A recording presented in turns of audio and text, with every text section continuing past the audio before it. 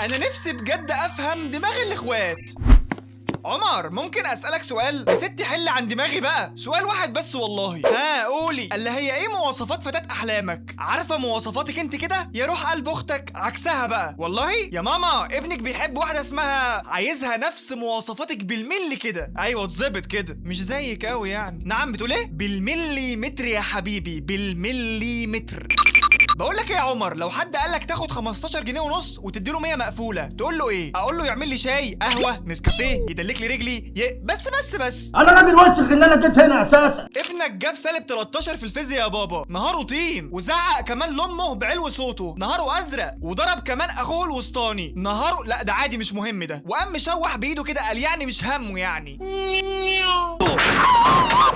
وزي ما عودناكم اعزائي المشاهدين، فعل الخير هو مهمتنا الاساسيه. حسبي الله ونعم الوكيل.